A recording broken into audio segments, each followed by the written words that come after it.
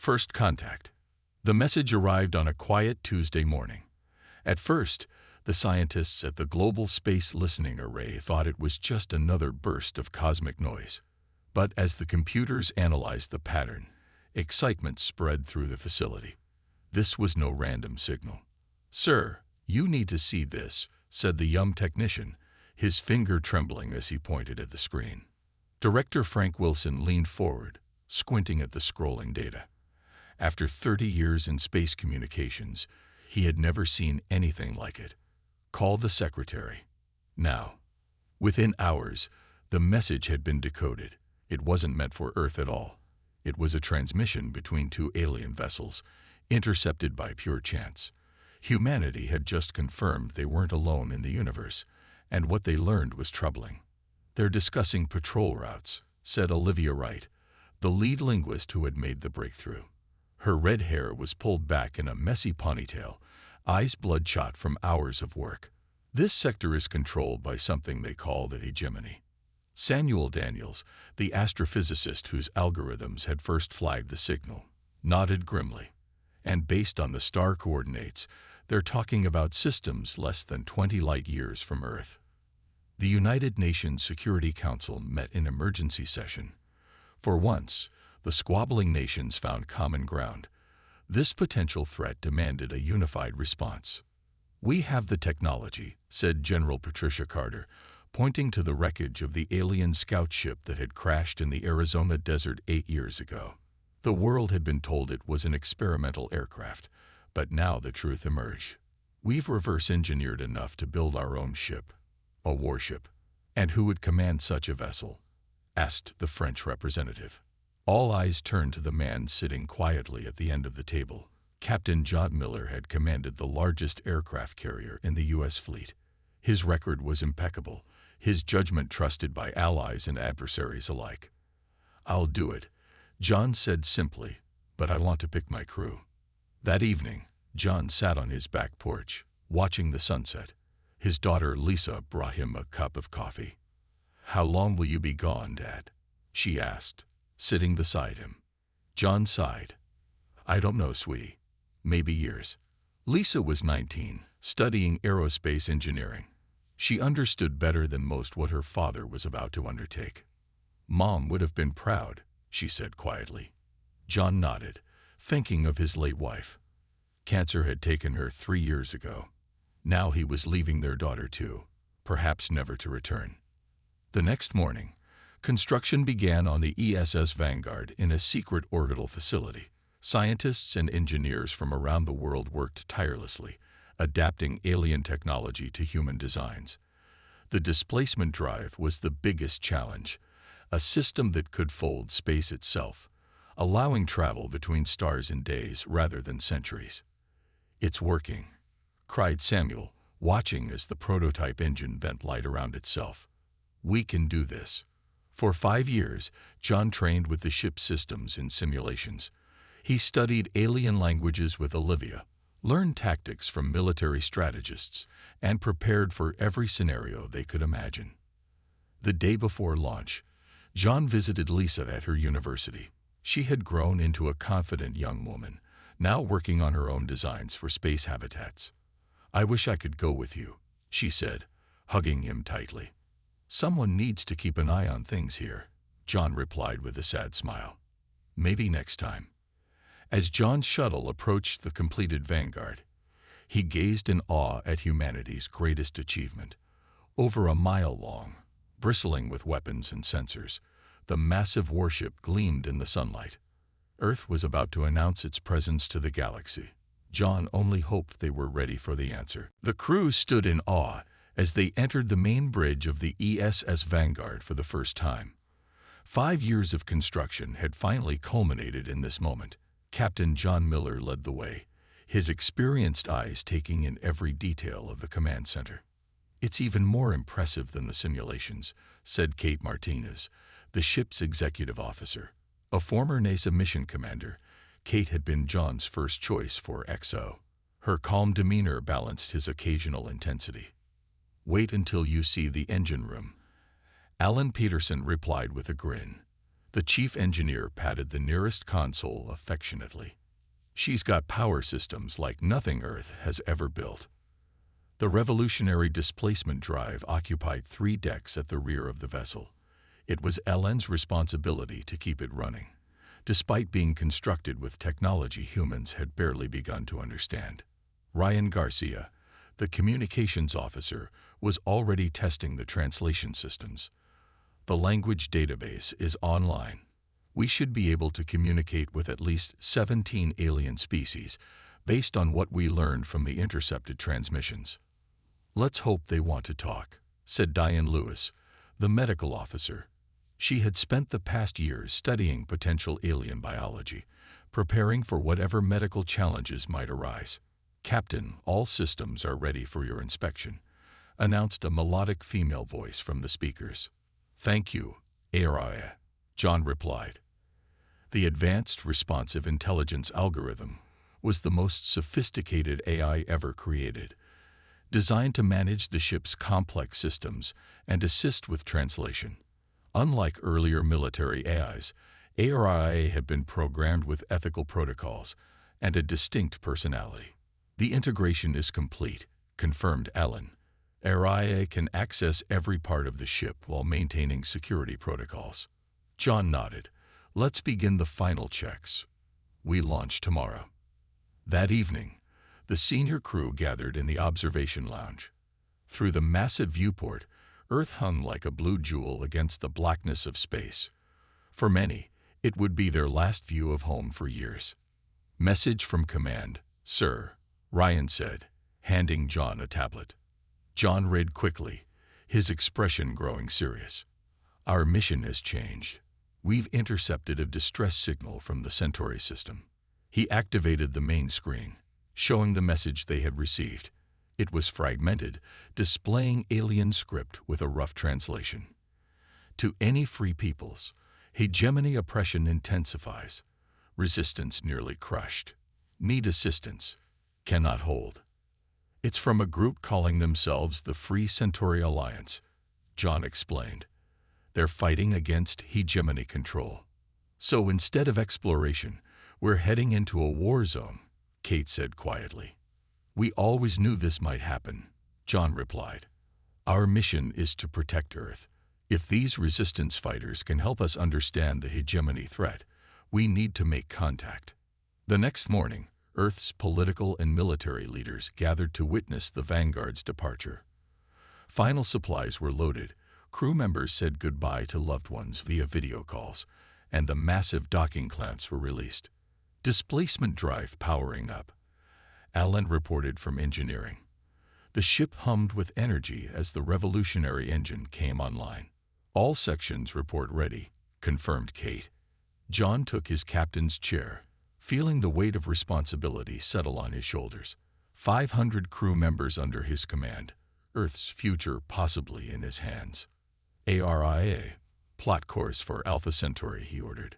Course plotted, Captain, the AI responded. Displacement field stable and ready. John glanced around the bridge at his crew.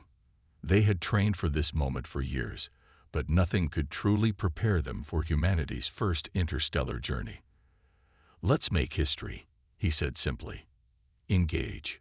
The space around the Vanguard rippled like water. Stars blurred into streaks of light. The displacement drive hummed softly as the ESS Vanguard emerged at the edge of the Alpha Centauri system. The bridge crew sat in stunned silence. They had just traveled over 4 light years in less than 3 hours. Displacement field collapsed successfully, Alan reported from the engineering station. Drive cooling systems active. We can make another jump in 6 hours if needed. Captain Miller nodded. Excellent work. ARIA, full sensor sweep of the system. Scanning. The AI responded. I detect 11 planets, 3 asteroid belts, and multiple artificial structures. There appears to be a large mining operation on the 3rd planet. Ships detected in orbit. Are we being scanned? Kate asked, leaning forward in her chair. Negative, Commander, Ryan replied from communications. They don't seem to have noticed us yet. Our stealth systems are functioning as designed. John studied the tactical display. The mining colony was heavily guarded by what appeared to be hegemony patrol ships. Smaller vessels moved between the surface and orbit, likely transporting materials. ARIA. Can you identify the species being mined? John asked. After a moment, the AI responded. Visual analysis matches descriptions of the Lyrans, Captain, the peaceful species mentioned in the transmissions we intercepted. The hegemony appears to be using them as forced labor. Sir, I'm detecting a small ship leaving the far side of the planet, Kate reported. It's not following the established flight paths. Could be our resistance contact. Track them but maintain our distance, John ordered. Let's see where they lead us. The mystery ship traveled to a small moon, disappearing into a crater on the dark side. After careful consideration, John decided to follow. Move us in slowly. Weapons on standby, but not targeted. Let's not appear hostile. As the Vanguard approached the moon, a transmission came through. Unknown vessel, identify yourself or be destroyed, a harsh voice demanded. Ryan adjusted his translation equipment. The accent is strange, but it's definitely speaking English, sir. They must have studied our broadcasts. John took a deep breath. This is Captain John Miller of the Earth ship Vanguard. We received your distress call. Silence stretched for nearly a minute before the response came. Earth vessel, follow the beacon to landing coordinates. Come alone or not at all. Inside the crater, they found a concealed hangar bay. John assembled a small away team consisting of himself, Kate, Diane, and 2 security officers. They took a shuttle down, leaving Alan in command of the Vanguard. The alien that greeted them was tall and slender, with iridescent blue skin and 4 arms. Large, compound eyes studied the humans with obvious curiosity. I am Zevra, leader of the Lyran resistance, it said. For generations, my people have been slaves to the hegemony. We mine resources for their war machine while our children starve. John introduced his team. We came to understand the threat that hegemony poses to Earth. We want to help if we can. Zevra led them deeper into the base, where dozens of Lyrans and other alien species worked together. Maps of hegemony patrol routes lined the walls. You arrived at a critical time, Zevra explained. The hegemony grows more brutal with each passing cycle. 3 more species have been subjugated in the past solar rotation. Before John could respond, alarms blared throughout the base. Hegemony patrol ships approaching. A voice called out. They've detected an unusual energy signature. The displacement drive, Kate realized. They must have detected our arrival after all. Get back to your ship, Zevra urged. If you are as powerful as we hope, defend yourselves. Show the hegemony that not all species bow to their will.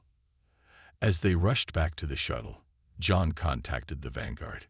Alan, battle stations. We've got company.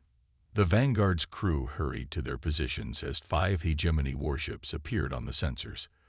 They were about to face their first test in combat, and the fate of Earth might depend on the outcome. The hegemony warships approached in tight formation, their sleek, predatory shapes gleaming under the light of Alpha Centauri. On the Vanguard's bridge, John watched them with calm determination as his shuttle docked safely back aboard. 5 enemy vessels, Captain, Kate reported as John took his command chair.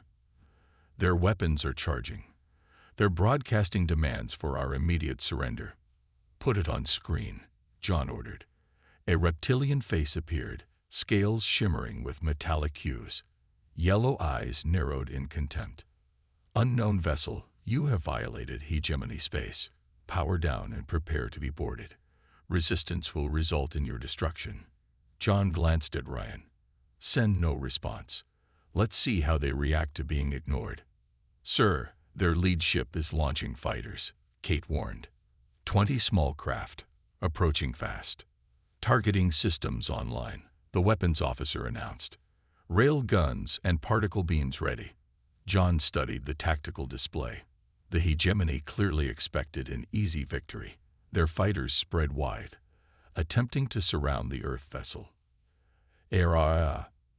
Analysis of their weapons compared to our defenses. The AI responded promptly. Their energy weapons appear to be 30% less advanced than our shields can withstand. However, they may have technologies we haven't encountered. Let's not show them everything at once, John decided. Alan, divert power to forward shields. Ryan, broadcast on all frequencies. Let every species in this system see what happens. The first volley from the hegemony fighters splashed harmlessly against the Vanguard's shields. The crew tensed, waiting for John's order. Target the fighters only. Minimal force. Fire. The Earth ship's weapons responded with surgical precision. Rather than destroying the alien craft, the carefully calibrated beams disabled their propulsion systems, leaving them drifting helplessly in space. The hegemony commander is hailing us again, Ryan reported. He seems confused. The reptilian alien appeared again, now visibly agitated.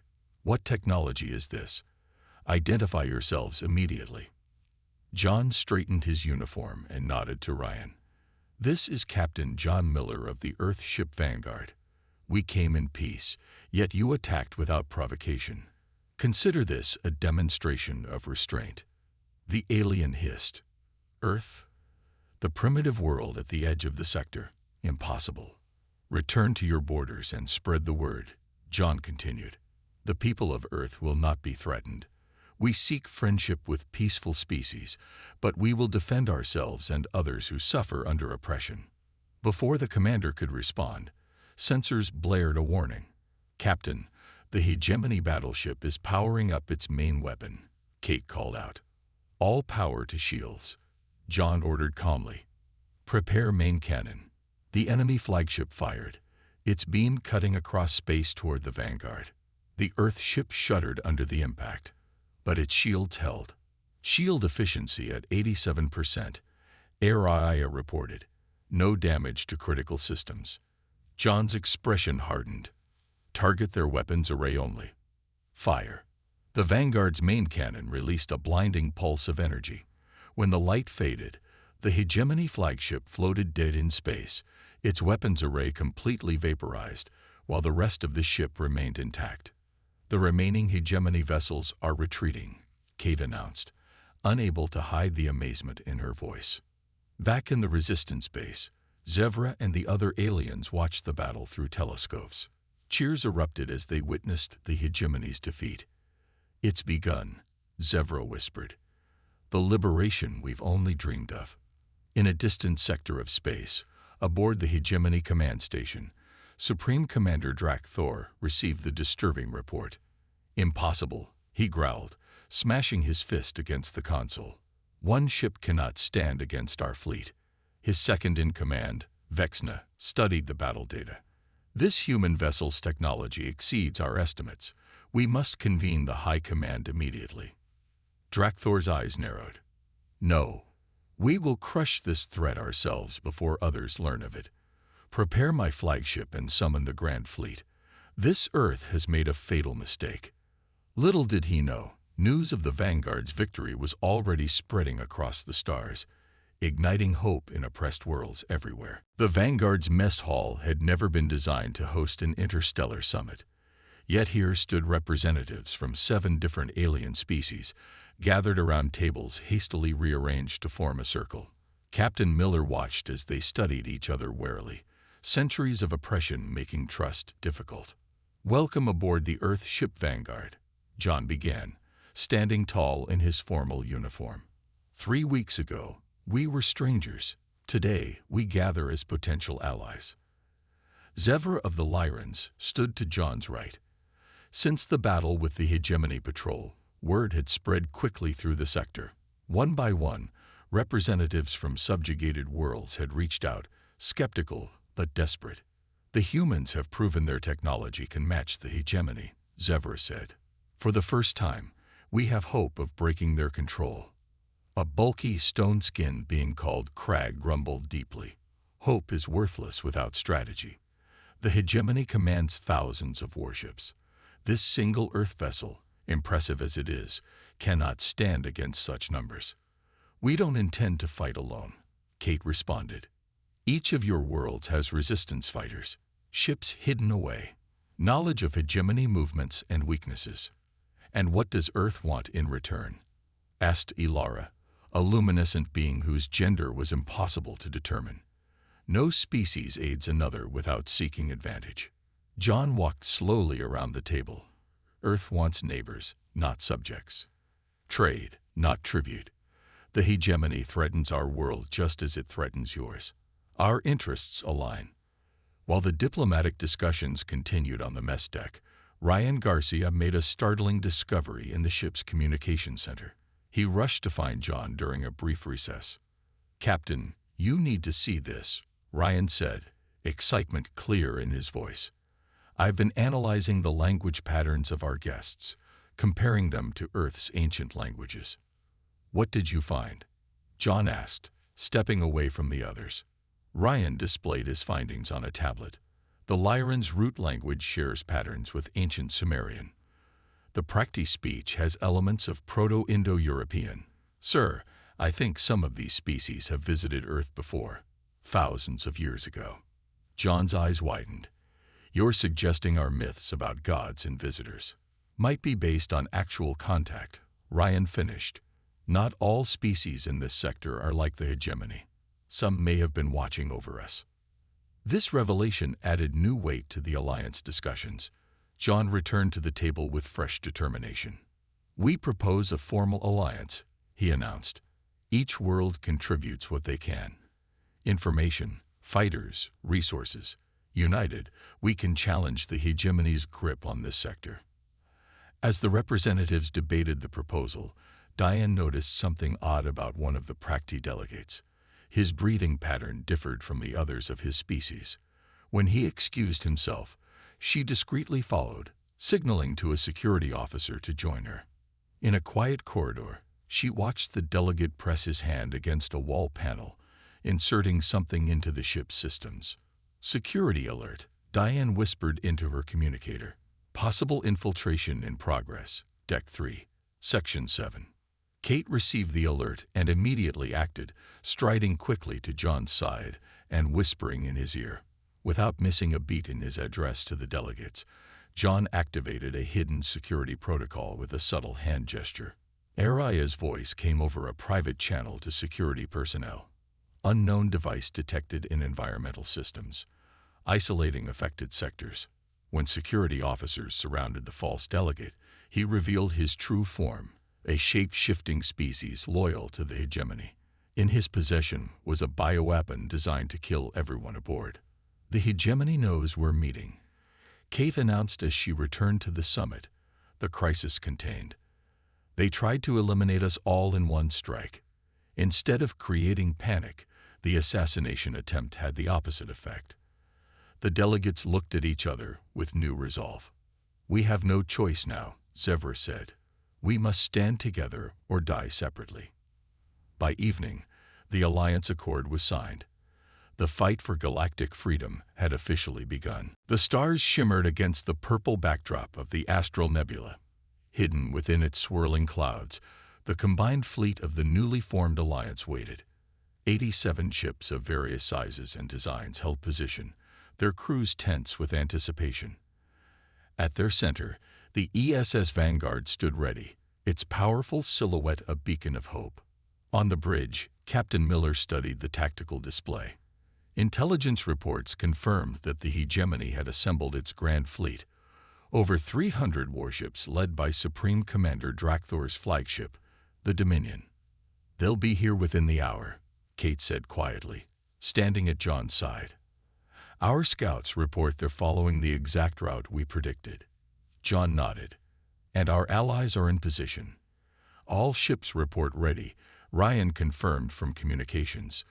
"Though many are outmatched in firepower, they'll follow your commands." The past 2 weeks had been a flurry of activity. The Alliance had spread to 12 systems, with resistance cells rising up across the sector. The hegemony, enraged by this unprecedented challenge to their authority, had responded with brutal force.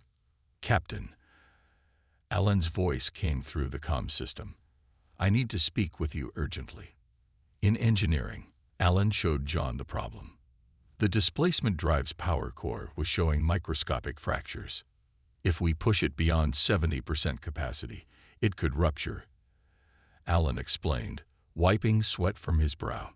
The energy release would destroy the ship and everything within 10,000 kilometers. Can you fix it? John asked. Alan shook his head. Not before the battle. We'd need a complete replacement, which would take weeks.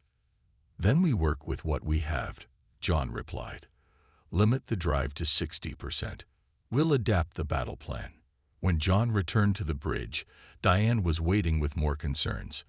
The medical bay is prepared for casualties, she reported. But I've detected unusual radiation from the hegemony ships based on our scans. I think they're planning to use banned weapons, ones that cause cellular deterioration. John's jaw tightened. Understood. Make sure all Allied ships activate their radiation shields. As the minutes ticked down, John gathered his senior officers for a final briefing. The plan remains the same, he said firmly. The Vanguard will draw their main force while our smaller ships attack from multiple vectors. When they commit their reserves, the Lyran fleet will emerge from the nebula's far side and strike their rear formation.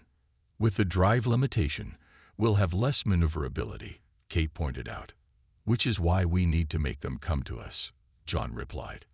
ARIA has calculated the optimal position within the nebula to maximize our defensive capabilities while limiting strain on the drive.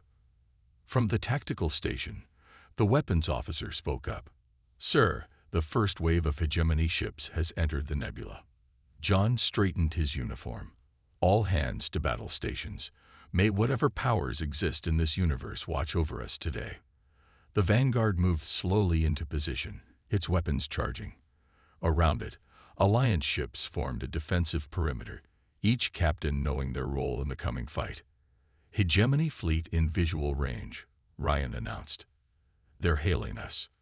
The main screen activated, revealing Drakthor's scaled face.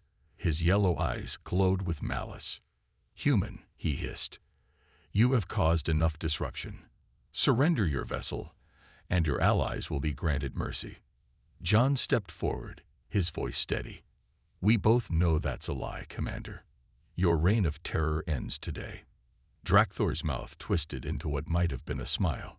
One ship and a collection of outdated vessels cannot stand against the might of the hegemony. You will all die here.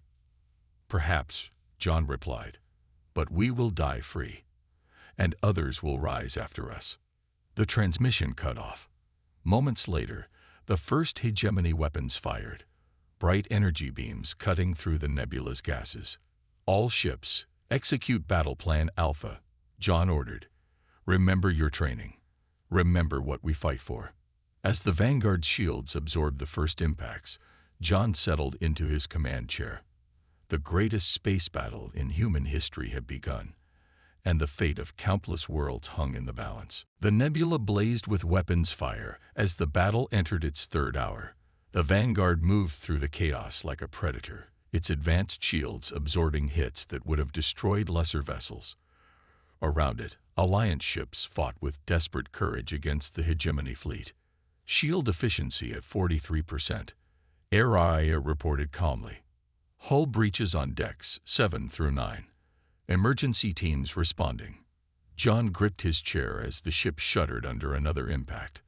The bridge was filled with smoke from damaged consoles, and several crew members sported burns and cuts. Despite their initial success, the battle was turning against them as hegemony reinforcements continued to arrive. The Lyran fleet is taking heavy losses on the eastern flank, Kate reported, wiping blood from a cut on her forehead. They can't hold much longer. John studied the tactical display. The time had come for their final gambit. Alan, status of the displacement drive. Operating at 58%, Captain. Alan's voice crackled through the damaged comm system. The core stabilized after Diane's team applied the radiation shielding as a buffer. We might have one big move left in us. John nodded. Prepare for Operation Gravity Well. Inform all Allied ships to pull back to the predetermined coordinates. As Alliance vessels disengaged and retreated to a specific formation, the hegemony commanders sensed victory. Their ships pressed forward eagerly, surrounding the damaged vanguard. "They're taking the bait," Kate observed. "Drakthor's flagship is moving into position." "Sir, we're being hailed," Ryan announced. "It's Drakthor again." The hegemony commander's face appeared on screen, his expression triumphant. "Your rebellion ends here, human. Surrender your ship now, and I will spare your crew." John stood tall despite his exhaustion. "You misunderstand, Commander. We didn't come here to surrender. We came to change the rules." With a nod to Alan, John gave the order, "Activate the gravity manipulation field." Full power. Deep within the vanguard, the modified displacement drive engaged not to move the ship, but to distort space itself around it. A ripple of energy expanded outward, catching the hegemony fleet in its embrace. On the bridge of the Dominion, Drakthor watched in horror as his ship suddenly lost power. "What is this? What have they done?"